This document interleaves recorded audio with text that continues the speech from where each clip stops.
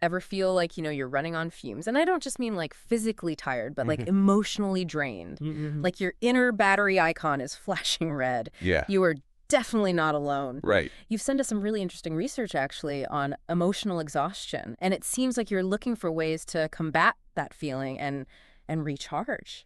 It's so incredibly common, and especially, in our always-on world.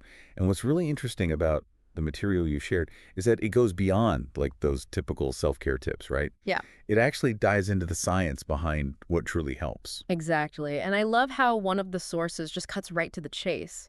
It starts with, if you're feeling emotionally exhausted, this is completely normal. Yeah. It's so reassuring because it acknowledges that, this is a shared experience, hmm not a personal failing.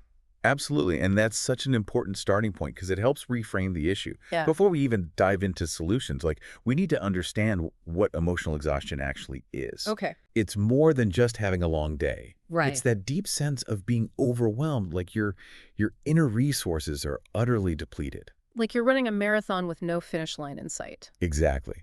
And one of the studies you sent from psychiatry research in 2018, it really highlights the dangers of letting this go unchecked. Yeah.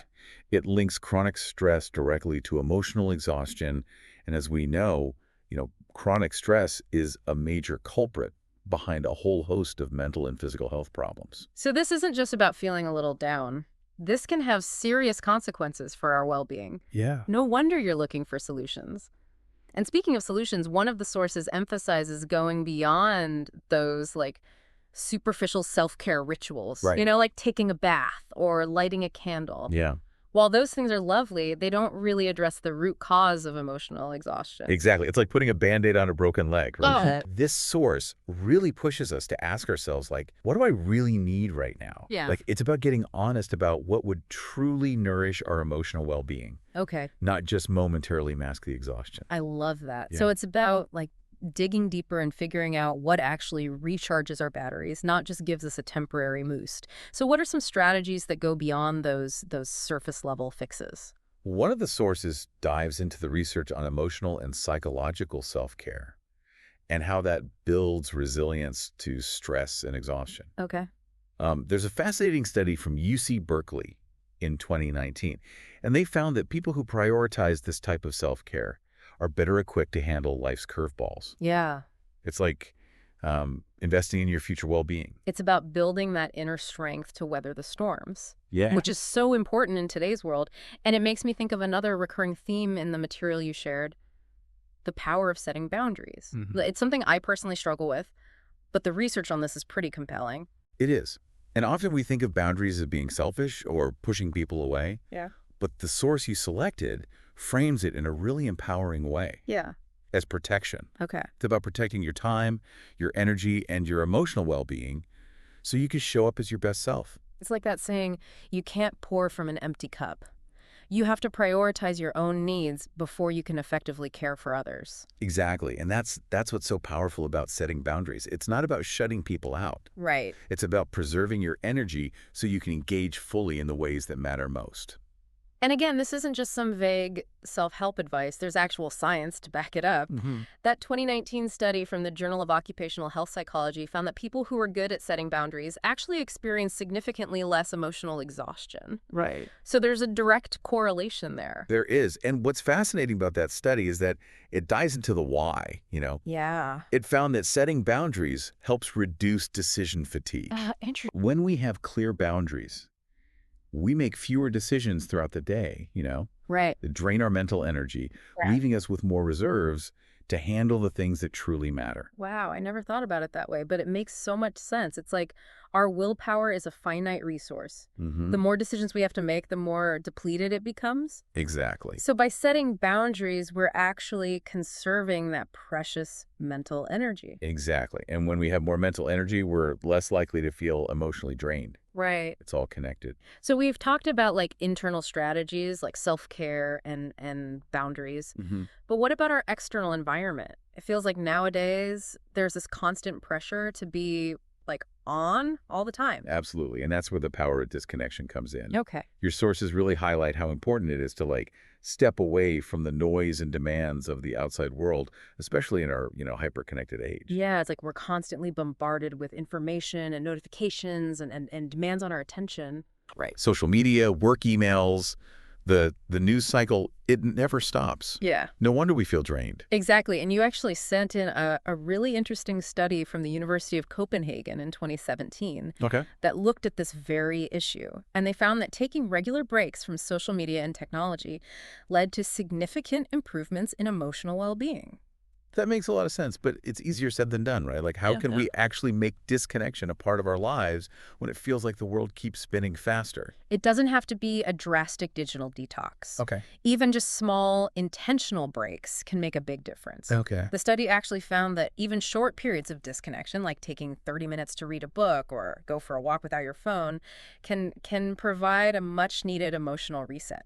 That's reassuring. Yeah. I know when I managed to carve out even a few minutes to just be present without my phone, Right. I definitely feel more centered, less frazzled. Right. It's like hitting the pause button on all that external noise. Exactly. It gives your brain a chance to rest and recharge, which in turn helps prevent emotional exhaustion. Yeah. It's like hitting the refresh button on your mental inbox. So much of this comes down to being intentional and making conscious choices about how we manage our energy. Mm-hmm.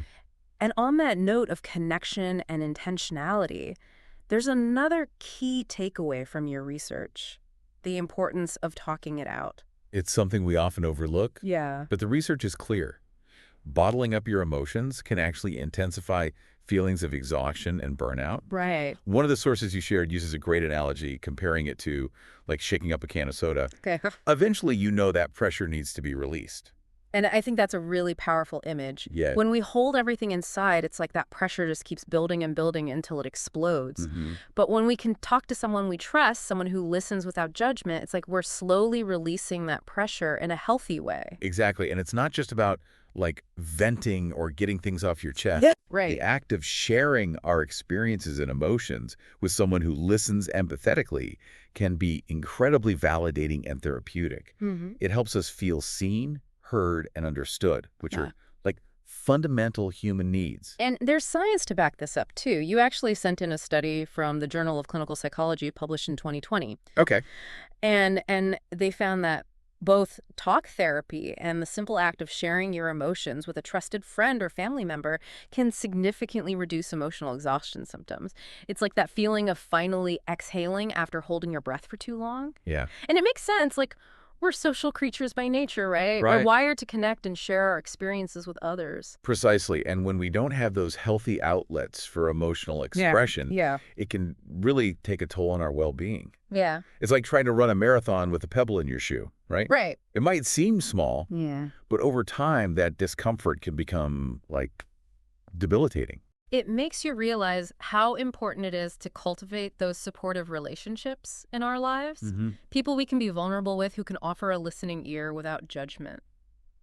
Absolutely. And it's interesting because while a lot of the material you shared focuses on these individual strategies for combating emotional exhaustion, self-care, boundaries, talking it out, Yeah.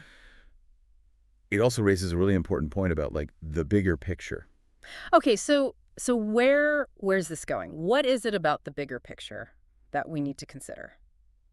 What prompts us to consider, the systemic factors Okay. that contribute to this widespread sense of emotional exhaustion we're all feeling. Okay. Is it solely our responsibility to, fix ourselves? Right. Or are there larger conversations we need to be having about, workplace culture, societal expectations, the always-on nature of modern life? That's such a crucial point. Yeah. It's easy to get caught up in finding individual solutions. Mm-hmm. But the truth is, we're all navigating a world that can be incredibly demanding. Right. And sometimes it feels like the very systems we live in are designed to burn us out. Exactly. It's like we're all swimming upstream against a strong current, right? Yeah. And while those individual strategies, self-care, boundaries, connection, they're essential for staying afloat, Right. we also need to address the current itself. So it's about recognizing that we're not alone in this, Mm-hmm. that our individual experiences are often reflections of of larger societal patterns and expectations. Yeah. And that's both empowering and a bit daunting, isn't it? It is, but it's also like Okay. an invitation to think critically about the world around us Yeah. and to consider how we might contribute to creating a world that is, a little less emotionally exhausting for everyone. I love that. So as you, our listener, start implementing these incredible strategies for recharging your own emotional batteries, we also want to leave you with this final thought. What if, alongside prioritizing your own well-being, you also considered how you might contribute to creating a more sustainable and emotionally healthy world? Whether it's advocating for more supportive workplace policies, challenging unrealistic expectations, or simply being more mindful of the emotional labor we ask of others, even small actions can have a ripple effect. It's about recognizing that we're all in this together, right? Yeah. That creating a world where everyone can thrive emotionally requires, a collective effort. And on that note of collective action and shared responsibility, we'll leave you to ponder those possibilities. Yeah. Until next time, deep divers.